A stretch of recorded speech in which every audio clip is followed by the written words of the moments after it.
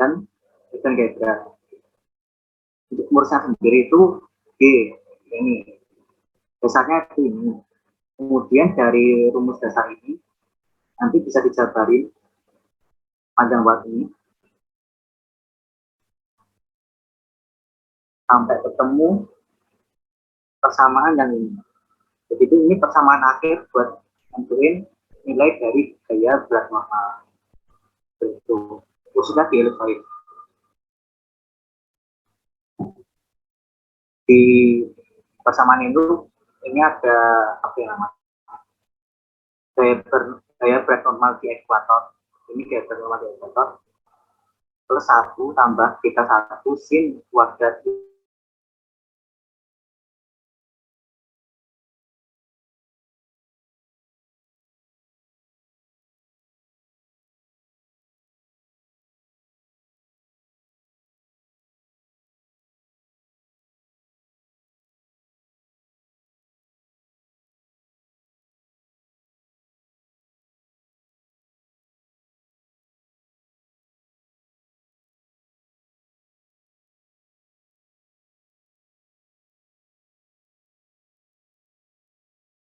gravitasi yang kita bentuk nggak benar-benar merepresentasikan nilai gaya gravitasi yang ada di lokasi itu. Makanya dibutuhkan nilai gaya berat normal.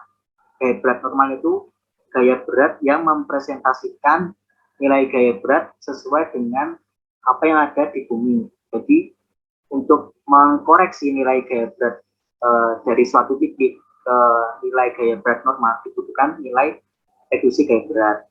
Singkatnya seperti itu sih. Nanti untuk jelasnya bakal disampaikan sama Bu Leni minggu depan.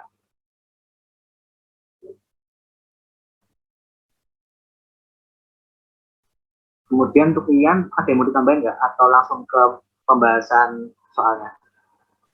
Dari saya belum ada tambahan buat materinya. Oke. Jadi langsung bahas soal ya? Oh ya boleh Mas. Oke.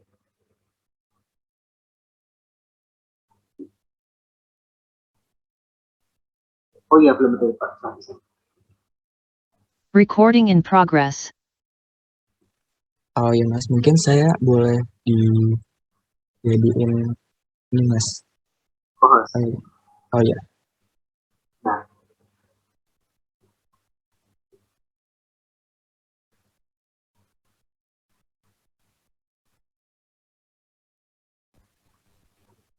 Baik Mas, saya ya baik. Saya mulai aja ya Mas. Oke. Oke, saya izin share screen dulu. Apakah sudah terlihat? Sudah. Baik, selamat sore. Assalamualaikum warahmatullahi wabarakatuh. Selamat sore teman-teman semua. Jadi untuk saat ini kita akan diskusi sedikit terkait dengan tugas yang teman-teman telah kerjakan di minggu kelima kemarin terkait dengan hitungan gaya berat normal. Nah, di sini kita diskusi aja, misalnya aku ada salah perhitungan ataupun ada salah penyampaian, langsung aja diinstruksi. Nah, untuk tugas hitungan gaya berat normal teman-teman kemarin kan ada 4 soal ya. Ada 4 soal terkait dengan hitungan nilai gaya berat normal. Nah, sebelum masuk ke dalam proses pembahasan perhitungan, di sini mungkin kita bakal ketemu dengan berbagai macam simbol dan parameter yang kita gunakan di dalam perhitungan nantinya. Nah, maka dari itu kita perlu tahu terlebih dahulu nih, sebenarnya nanti simbol apa aja sih yang bakal kita gunain di perhitungan. Maka dari itu di sini untuk pembahasan yang pertama kita bakal diskusi terkait dengan simbol-simbol yang sebenarnya nantinya kita gunakan di dalam perhitungan. Nah, di sini ada banyak simbol yang kemungkinan bakal kita gunakan nantinya, dimulai dari A, B. A adalah setengah sumbu panjang elipsoid, teman-teman udah pada tahu. Kemudian B setengah sumbu pendek elipsoid. Kemudian ada flattening terkait dengan pemampatan. Kemudian ada F bintang, ini pemampatan juga, cuma pemampatan ataupun penggepengan gaya berat. Kemudian ada eksentrisitas beta 1 dan beta 2. Nah, di sini beta 1 ini sebenarnya merepresentasikan apa sih? Beta 1 ini merepresentasikan terkait dengan penggepengan gaya berat. Nah, kok sama dengan F bintang? Benar, sama. Jadi beta 1 ini sama dengan F bintang. Bedanya adalah di penggunaan rumusnya nanti. Kalau misalnya F bintang itu digunakan di rumus sebentar. Draw spotlight. Oke.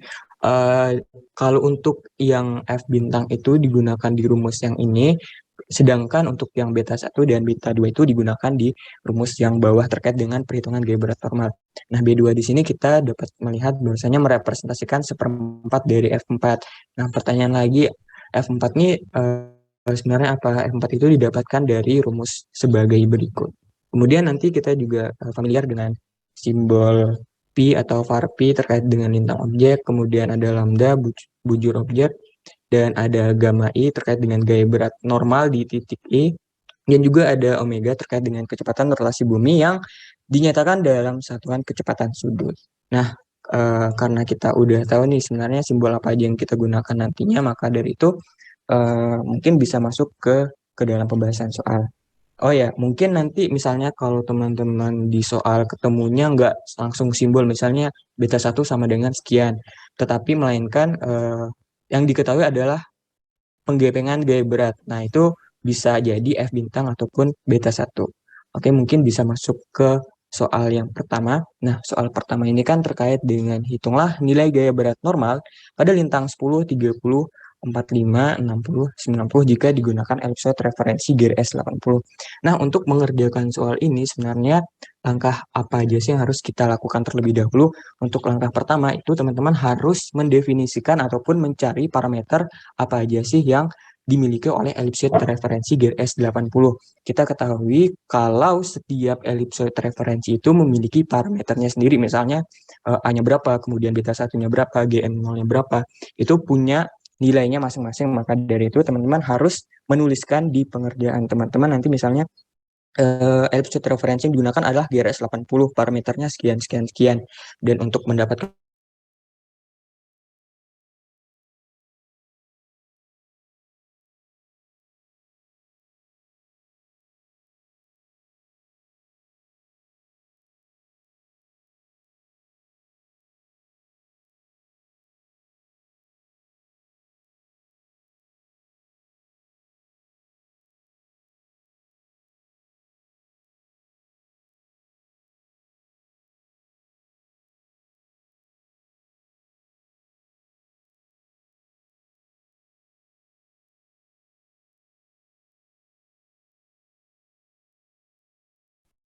tadi penjelasannya sampai di mana ya?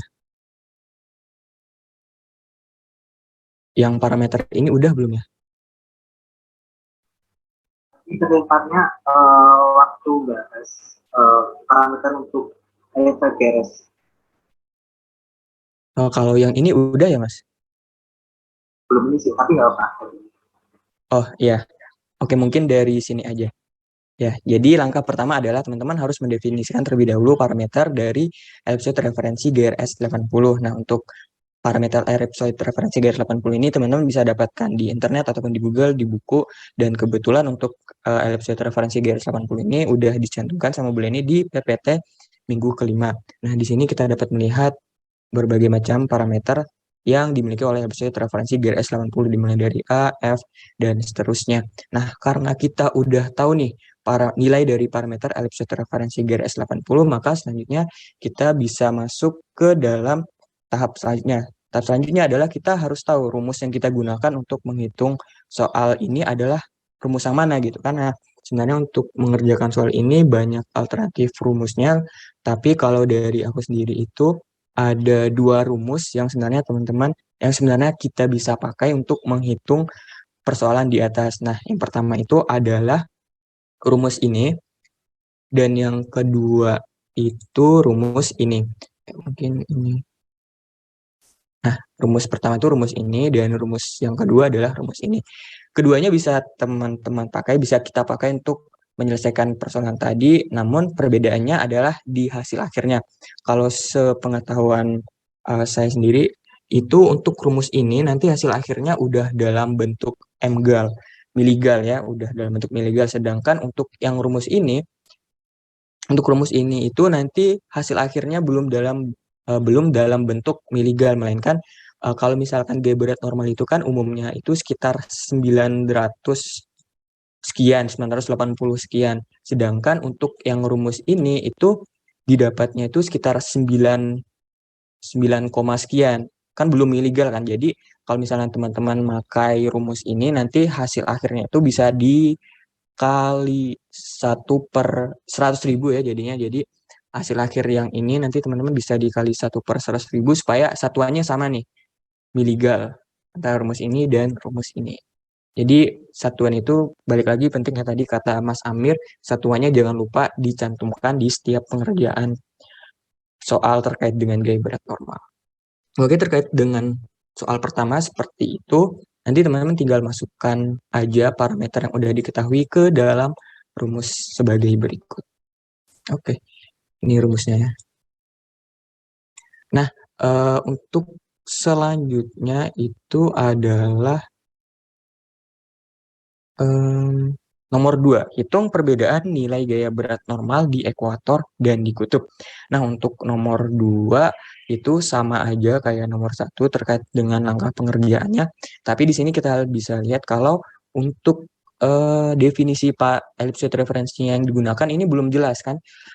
Di sini belum diketahui kalau kita nih nanti menggunakan ellipsoid referensi apa. Nah, maka dari itu nanti di pengerjaannya misalkan kalau di soal itu belum dicantumkan kita gunain ellipsoid referensi apa, nanti teman-teman harus didefinisikan ketika menjawab soalnya. Misalnya diketahui, ditanya, dijawab.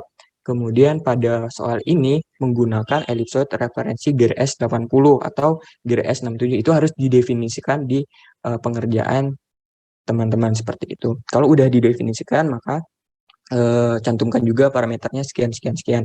Kalau udah berikutnya, angka pengerjaannya sama dengan yang nomor 1 tadi, bisa pakai 2 cara. Bisa pakai ini dan juga bisa pakai rumus yang ini. Nah, kemudian mungkin kalau untuk nomor 2 bisa lanjut aja ya karena sama pengerjaannya dengan nomor 1. Kemudian nomor 3, jelaskan mengapa terjadi perbedaan nilai gaya berat di kutub dan di ekuator. Apa komponen-komponen yang membuat berbeda? Berapa perbedaan nilai dari setiap komponennya?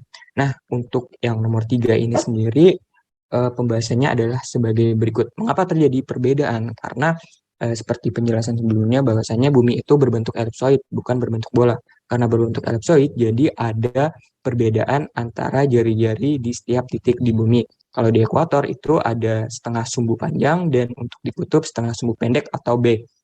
Karena ada perbedaan tersebut, tentunya bakal berpengaruh terhadap gaya gravitasi di bumi. Karena kan semakin jauh dari inti bumi, gaya gravitasi di posisi bumi itu akan semakin kecil. Begitu juga sebaliknya, kalau makin dekat dengan inti bumi, maka gaya gravitasinya semakin besar. Karena gaya gravitasinya bervariasi, maka dari itu berpengaruh juga ke sentripetal. Dan juga perbedaan ini terjadi karena adanya perbedaan lintang. Nah, kita bisa balik ke rumus ini, bahwasanya ketika kita menghitung gaya berat normal, itu kan dipengaruhi sama satuan ataupun besaran dari lintang. Di sini kita bisa lihat sin kuadrat lintang. Kalau misalkan di lintang 0, sin kuadrat 0, maka 0 kan, sin 0, 0. Kemudian kalau sin 90, 1. Nah, dari situ aja udah beda kan nilainya. Jadi, nilai dari lintang itu sangat mempengaruhi terhadap perbedaan nilai gaya berat di kutub dan di ekuator. Kemudian komponen apa aja yang membuat berbeda itu ada komponen jari-jari bumi tadi terkait dengan sumbu elipsoid, sumbu panjang, dan setengah sumbu pendek. Kemudian ada gaya gravitasi karena pengaruh dari sumbu elipsoid tadi. Kemudian ada kecepatan rotasi terkait dengan kecepatan sudut atau biasanya dilambangkan dengan omega. Kemudian untuk di sini berapa perbedaan nilai dari setiap komponennya untuk perbedaan nilai di sini mungkin yang paling kelihatan secara konkret itu adalah terkait dengan gaya gravitasi di ekuator dan juga di kutub. Kalau di ekuator itu sekitar 9,78 meter per sekon kuadrat, kalau di kutub itu sekitar 9,83. Lebih besar di kutub karena tadi setengah sumbu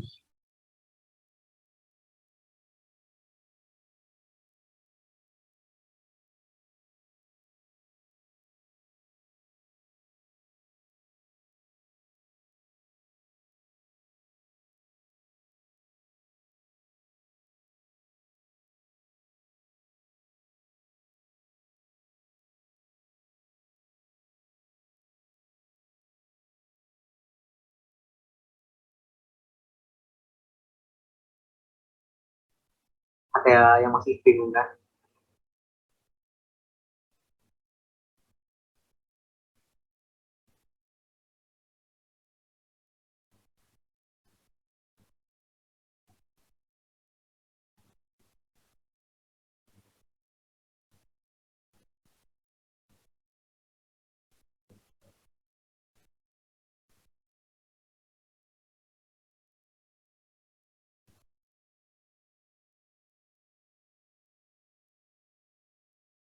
Dari Dan sendiri ada yang mau ditambahin nggak? Kalau dari saya sudah Mas, mungkin buat teman-teman yang belum presensi dipersilakan untuk presensi terlebih dahulu. Mungkin. Oh, ya. Ini linknya aku cantumin lagi.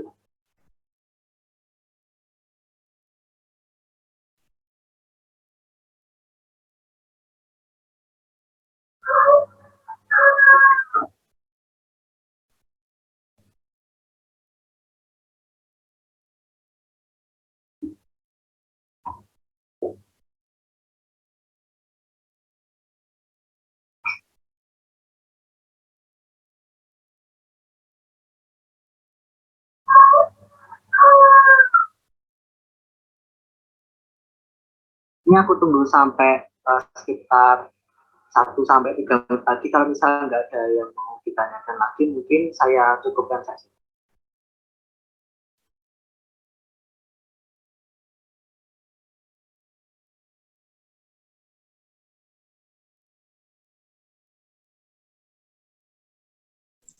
Izin konfirmasi, Mas.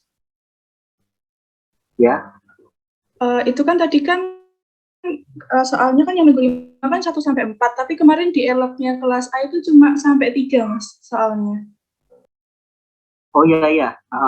Yang dealer itu cuma 1 sampai 3 aja. 1 sampai 4 tuh kayaknya soal tahunan deh. Iya nggak sih? Ya. Kalau dealer aku lihat itu cuma sampai 3. Data teknik.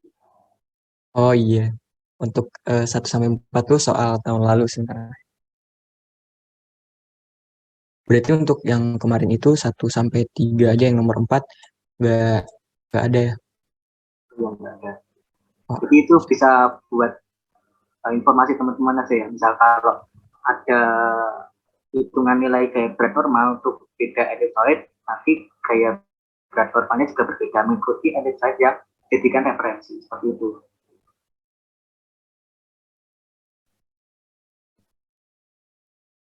Jadi soalnya cuma ada 3 kok.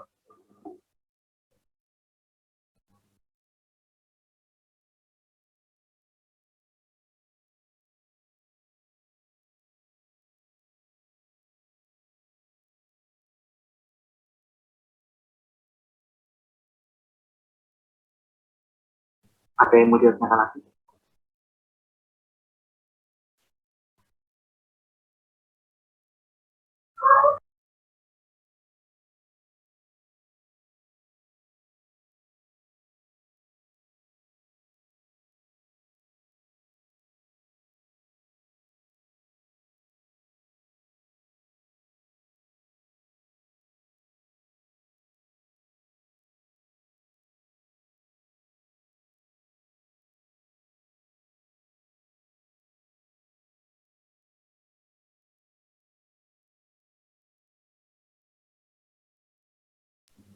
Berhubung dari teman-teman juga nggak ada yang mau ditanyakan lagi, mungkin kita cukupkan saja untuk tutor pada minggu ini. Terima kasih. Banyak kurangnya dari kami mohon maaf. Wassalamualaikum warahmatullahi wabarakatuh. Waalaikumsalam warahmatullahi wabarakatuh. Terima kasih, Mas. Mas. Terima kasih, Mas.